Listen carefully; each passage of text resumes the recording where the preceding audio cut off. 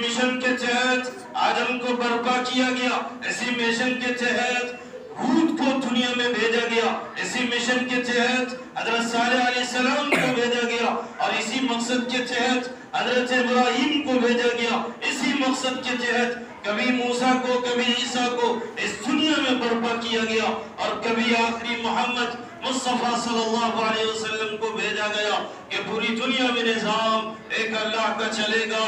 اور جو لوگ ایک سلطنت میں ہوں گے جن کی تعداد ایک بستی اور گاؤں میں زیادہ ہوگی ان کی ذمہ داری بڑی ہو جائے گی۔ لہٰذا اللہ تعالی انسانوں کے پاس اپنے قاصد اور اپنے رہنما، اپنے پیغمبر، اپنے میسنجر کے بعد دیگرے بھیجتا رہا۔ کیا اب حضور پاک صلی اللہ علیہ وسلم کا زمانہ آ گیا؟ حضور پاک صلی اللہ علیہ وسلم مکہ سے مدینہ کی طرف ہجرت کر گئے۔ جب آپ مدینہ پہنچتے ہیں تو آپ کا کنگڈم اور آپ کی دارالسلطنت، آپ کی حکومت، آپ کا اقتدار مدینہ بنتا ہے، جہاں سے اسلام نشو و نما پاتا ہے، جہاں سے اسلام ڈیولپ کرتا ہے، جہاں سے اسلام کو ترقی ملتی ہے، جہاں سے اسلام کو ایک نئی زندگی ملتی ہے، جہاں سے انسان کو شباب ملتا اور جوانی ملتی ہے، جہاں سے اسلام پھلتا اور پھولتا ہے۔ اور وہی مکہ کے بعد مدینے کا سلطنت ایسا تھا کہ وہاں ہر ایک کی نگہداشت کی جاتی تھی، وہاں سے ہر ایک کی نگرانی کی جاتی تھی، وہاں سے ہر ایک کو دیکھا جاتا تھا۔ مکہ کے اطراف و اکناف میں، مدینہ کے اطراف و اکناف میں اور مدینہ کے مضافات میں، مدینہ کے ارد گرد میں جتنی بھی بستیاں بستی تھی، جتنے بھی ٹولے بستے تھے، جتنے بھی گاؤں محلے اور قریے بستے تھے، ہر ایک پہ اللہ کے رسول کی نگاہ ہوتی تھی، ہر ایک پہ اللہ کے رسول کی نظر ہوتی تھی۔ کبھی اللہ کے رسول اپنے اصحاب کو مکے کے ارد گرد بھیجتے تو کبھی مدینے کے ارد گرد بھیجتے، کبھی کسی گاؤں اور قریے کی طرف بھیجتے تو کبھی کسی صحابہ کو اللہ کا پیغام دے کر، اللہ کا میسنجر بنا کر اور اللہ کا قائد اور نمائندہ بنا کر دوسری قوم کی طرف بھیجتا۔ اور اللہ کے رسول کہتے فلاں قبیلے کی طرف جاؤ اور ان سے کہہ دو کہ اللہ کی عبادت چلے گی، اللہ کی پوجا چلے گی، اللہ کی پرستش چلے گی، اس کے علاوہ کسی کی پوجا اور کسی کی ورشپنگ اور کسی کی بندگی قبول نہیں کی جائے گی۔ یہی مشن اللہ کے رسول کا تھا، اور اسی پہ اللہ کے رسول نے اپنے صحابہ کو منطبق کیا اور اسی مشن کا مامور کیا۔ وہ مشن اس قدر پھلا، اس قدر پھولا کہ آپ کے اصحاب اللہ کی مشن، اللہ کی بندگی کو لے کر، اللہ کے نظام کو لے کر اور اللہ کے قانون کو لے کر، اللہ کے اصول کو لے کر اور اللہ کے مقصد تخلیق کو لے کر، اللہ نے جو انسانوں کی کریشن کی تھی، انسانوں کی خلقت کی تھی، اس مقصد کو لے کر اللہ کے رسول کے اصحاب جہاں جہاں گئے وہاں سے اکثر دوبارہ لوٹ کے مدینہ نہیں آئے، وہی جگہ ان کی مدفن ہوئی اور وہی جگہ ان کے لیے قبرستان بن کے رہ گئی، اس لیے کہ اللہ کے رسول نے اپنے اصحاب میں ایسی آگ لگا دی تھی، وہ آگ طرف کی تھی، وہ آگ امن کی تھی، ایسی آگ تھی کہ جگہ جگہ جہاں بھی لوگ بستے ہیں ہر جگہ اللہ کا قانون پہنچنا چاہیے، ہر جگہ اللہ کا نظام پہنچنا چاہیے، ہر جگہ اللہ کا اصول پہنچنا چاہیے، ہر جگہ اسلام کی روشنی پہنچنی چاہیے، ہر جگہ اسلام کی ہدایت پہنچنی چاہیے، اسلام کی ہدایت کو عام ہونا چاہیے۔ اسلام یہ گھٹنے کے لیے نہیں آیا ہے، اسلام سسکیاں لینے کے لیے نہیں آیا ہے، اسلام ایک ہی قریے اور بستی میں دب کے رہ جانے کے لیے نہیں آیا ہے، اسلام عالمگیر مذہب ہے، اسلام پوری دنیا میں نافذ ہونے والا مذہب ہے۔ اس لیے اللہ کے رسول نے پوری دنیا میں اپنے اصحاب کو پھیلا دیا، اور جہاں جہاں اللہ کے رسول کو پتہ چلتا تھا کہ وہاں باغی خدا کے ہیں، وہاں اللہ کے علاوہ کسی دوسرے کی پوجا ہو رہی ہے، کسی دوسرے کی عبادت ہو رہی ہے، تو اللہ کے رسول ہر جگہ اپنے اصحاب کو بھیج کے اس عبادت کو جو غلط طریقے سے کی جا رہی تھی، وہ سینکڑوں دیوی دیوتاؤں کی پوجا سب کو ختم کیا۔ وہ اللہ کے رسول کا نظام تھا۔ اللہ کے رسول یہ چاہتے تھے کہ مدینہ کے اطراف و اکناف میں جتنے گاؤں ہیں، جتنی بستیاں ہیں اور جتنے ٹولے اور محلے ہیں، ہر جگہ اسلام کی تعلیم پہنچے۔ یہی وجہ ہے کہ ایک مرتبہ آپ سے درخواست کی گئی کہ فلاں جگہ جہالت ہے اور وہاں ظلمت ہے، لہٰذا آپ اپنے قرائے اعظام کو بھیجیے۔ لہٰذا اللہ کے رسول نے 70 قاریوں کو قرائے اعظام کو بھیجا، لیکن ان کا نتیجہ بھیانک نکلا کہ 70 قرائے اعظام کو شہید کر دیا گیا۔ لیکن اس کے باوجود اللہ کے رسول اپنے مشن سے پیچھے نہیں ہٹے، بلکہ اپنے مشن پہ اور ہی زیادہ پختہ اور مضبوط اور اسٹرانگ ہوتے چلے گئے۔ اللہ کے رسول نے ایک عزم کیا تھا، اللہ کے رسول نے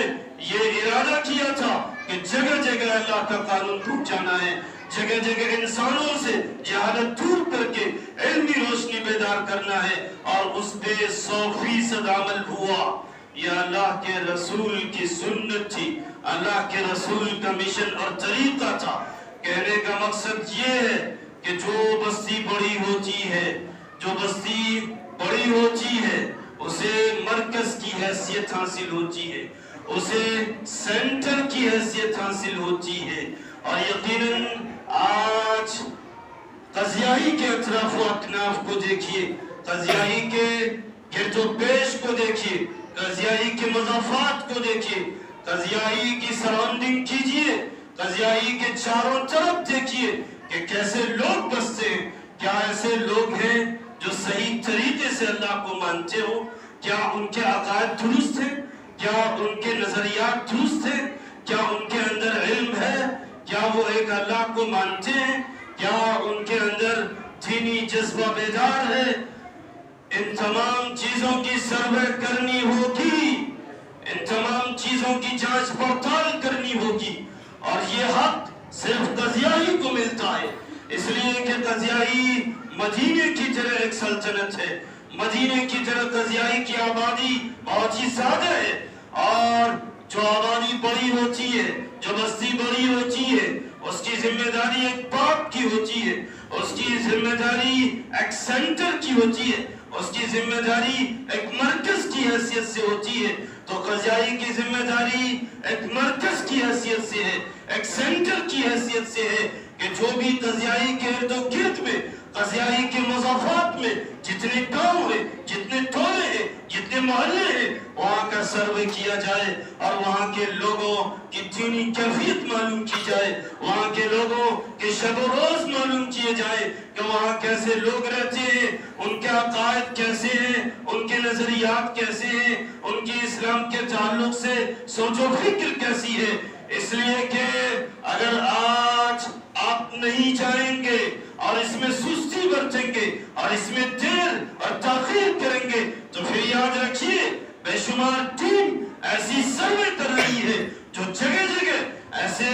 مسلمانوں کو ٹارگٹ کر رہی ہے جن کے اندر دین اگر زندہ نہیں ہے، جن کے اندر جہالت ہے، جو اللہ کو صحیح طریقے سے نہیں مانتے اور نہیں جانتے، تو وہ ٹیم ان کو روپے دے کے، پیسے دے کے، لالچ دے کے، روپے گاڑی کی لالچ دے کے، کوٹھی بنگلے کی لالچ دے کے، عزت و شہرت کی لالچ دے کے، اور عورتوں کی لالچ دے کے وہ اپنے دین میں کنورٹ کر رہے ہیں، وہ اپنے مذہب کی طرف انہیں بلا رہے ہیں۔ اس لیے آج قضیائی کی ذمہ داری دو والا ہو جاتی ہے۔ قضیائی ایک باپ کی حیثیت سے کھڑا ہوتا ہے کہ ادھر رجن پورا ہو یا ٹارے ہو یا جو بھی گاؤں ہو، میں گاؤں کے نام نہیں جانتا، لیکن گاؤں ایسے ہیں جن کے کچھ سروے سے واقف ہوں۔ ابھی کچھ دن پہلے سروے کی گئی تھی، اس میں یہ پتہ چلا کہ 90% لوگ نماز نہیں پڑھتے ہیں،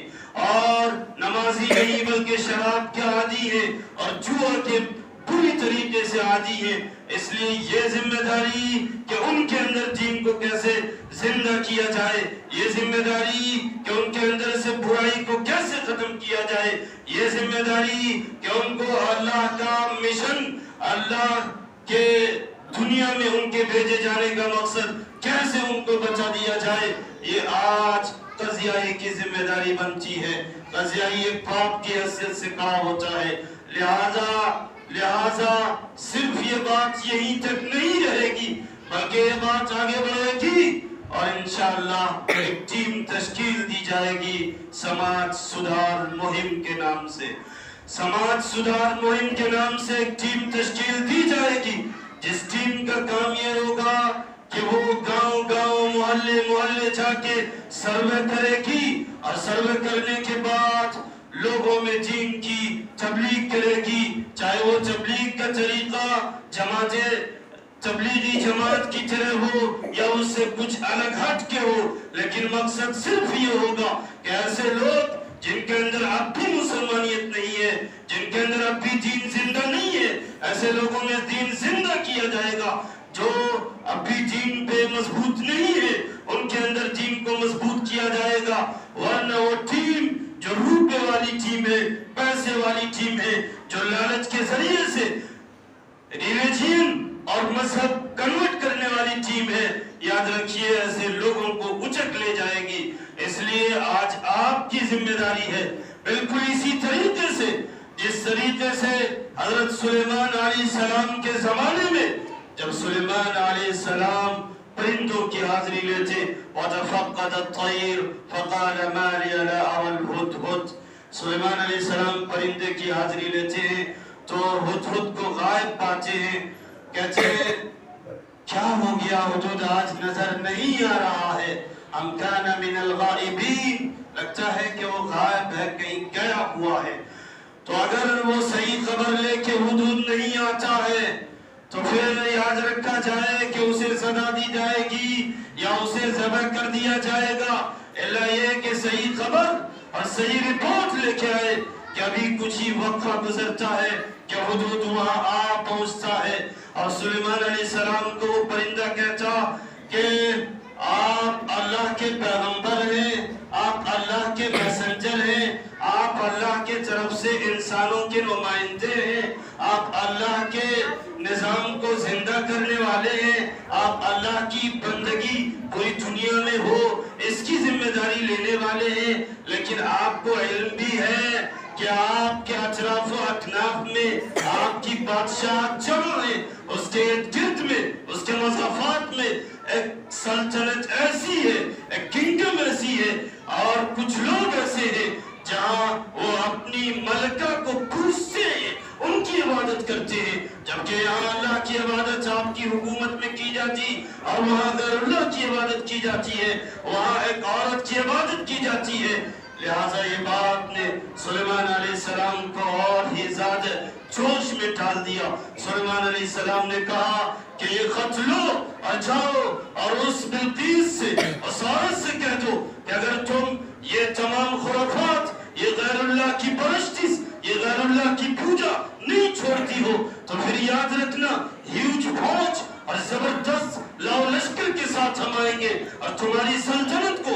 تباہ و برباد کر کے رکھ دیں گے. وہ پرندہ ہدہد دوبارہ خط لے کے جاتا ہے. اب خط و کتابت کا سلسلہ شروع ہوتا ہے. خط میں اس عورت کو جو ملکہ ہے اس کو اللہ کی طرف بلایا جاتا ہے، اس کو ایک اللہ کی عبادت کرنے کی بات کہی جاتی ہے. جب وہ خط وہاں پہنچتا ہے تو وہ مشورہ کرتی ہے. مشورہ کرنے کے بعد وہ جانچنے کے لیے آزمائش کے طور پہ، امتحان کے طور پہ کچھ روپے، پیسے، ہدیے، تحفہ، تحائف لے کے دے کے اپنے قاصد کو بھیجتی اور کہتی جاؤ یہ سلیمان علیہ السلام کے یہاں پہنچا دو. لیکن جب وہ تحفے کے ساتھ اس عورت کا قاصد یہاں پہنچتا ہے تو سلیمان علیہ السلام کہتے ہیں اتمدوننی بمال، کیا تم مال کے ذریعے سے میری مدد کرنا چاہتے ہو؟ تو یاد رکھو جو مال اور جو دولت اور جو ایمان اور اسلام اور جو دین اللہ نے ہمیں دیا ہے وہ تمہارے روپوں سے، تمہاری سلطنت سے زیادہ بہتر ہے. جاؤ، تمہارے روپوں کی ضرورت نہیں ہے، تمہارے تحفوں کی اور ہدیوں کی کوئی ضرورت نہیں ہے. لہٰذا یاد رکھنا اور اپنے ملکہ سے کہہ دینا کہ اگر وہ تائب ہو کے یہاں نہیں آتی ہے اور غیر اللہ کی عبادت نہیں چھوڑتی ہے تو پھر یاد رکھنا ہم تباہ و برباد کر کے رکھ جائیں گے. لہٰذا ایسا ہی ہوتا ہے. پھر مشورے کے بعد وہ حضرت سلیمان علیہ السلام کے پاس آتی اور مسلمان ہو جاتی ہے. اپنے تمام रियाया के साथ। तो कहने की बात ये है कि एक हुदहुद था, एक परिंदा था जिसकी गैरत इस कदर पावरफुल थी, जिसकी हमीयत इस कदर पावरफुल थी कि एक परिंदे को बर्दाश्त नहीं हुआ कि अल्लाह की इबादत के अलावा किसी दूसरे की इबादत की जाए, अल्लाह की परस्तिश के अलावा किसी दूसरे की परस्तिश की जाए। एक परिंदे की गैरत ने इसको कबूल नहीं किया। तो आज इस कज़ियाई वाले की गैरत कैसे कबूल करेगी कि कज़ियाई में खूब दीनदाराना निज़ाम हो, नमाजी भी ज़्यादा हो, हाजी भी ज़्यादा हो और रोज़े रखने वाले ज़्यादा हो, मस्जिद के अमाल से जुड़ने वाले अफराद ज़्यादा हो, तिलावत कलामुल्लाह वाले ज़्यादा हो, लेकिन जब उनके अतराफ व अकनाफ का जायजा लिया जाता है, उनके इर्द गिर्द का जायजा लिया जाता है और सर्वे किया जाता है, पता ये चलता है नमाजी बनते हैं या हाजी बनते हैं, लेकिन इसके इर्द गिर्द में जो टोले हैं, जो बस्तियां हैं, जो मोहल्ले हैं, वहाँ ऐसे लोग हैं जिन्हें कलमा पढ़ा नहीं जाता, वहाँ ऐसे लोग हैं जो कुरान को जानते नहीं है, वहाँ ऐसे लोग हैं जिन्हें रसूल का पता नहीं, जिसे अंबियाओं का पता नहीं, वहाँ कुछ भी पता नहीं। तो फिर याद रखिए गिरफ्त आपकी होगी, गिरफ्त हमारी होगी, पकड़ हमारी होगी।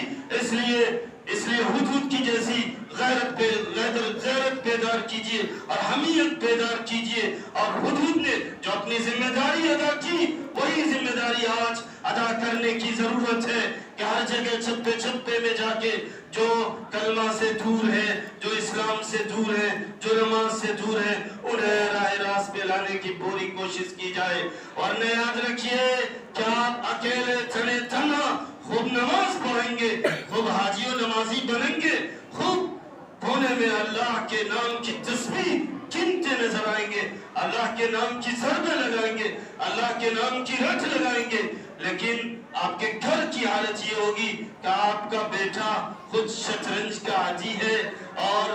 बुरी बुरी चीजों का आदी है, मंशियात का आदी है, शराब का दिलदादा है, जिनाओं में डूबा हुआ है, चोरियों में उलझा हुआ है, तमाम जराइम उससे हो रहे हैं। तो फिर याद रखिए वो अकेले की नमाज आपके लिए नाफे नहीं होगी, वो अकेले की नमाज आपके लिए फायदेमंद नहीं होगी। वो कोने में बैठ के तस्बीह के दाने बिखेरना काफी नहीं होगा, कोने में बैठ के अल्लाह के नाम की ज़रबे लगाना सूदमंद किसी के लिए नहीं होगा। इसलिए कि कोने में बैठ के इबादत करने का वक्त अभी नहीं आया है, वो वक्त आखिरी वक्त आएगा जिस वक्त ईमान बचाना मुश्किल हो जाएगा। लोग अपने ईमान की हिफाजत के लिए, अपने ईमान की सलामती के लिए जंगलों में जाएंगे, बयाबानों में जाएंगे, पहाड़ों के दामनों में जाएंगे, पहाड़ों की कोह में छिपेंगे, गारों में छिपेंगे, इसलिए कि वो दौर ऐसा होगा जिस दौर में कोई दावत और तबलीग का काम करने के काबिल नहीं होगा। लोग सुबह में मुसलमान होंगे और शाम में गैर मुस्लिम बन जाएंगे, शाम में मुस्लिम होंगे और सुबह में गैर मुस्लिम हो जाएंगे। उनका ईमान इस तरह सुबह शाम चेंज और तब्दील होता नजर आएगा। आज ये वक्त है कि जिस वक्त में रहबानियत को कोई जगह नहीं दी जाएगी, तन्हाई को कोई जगह नहीं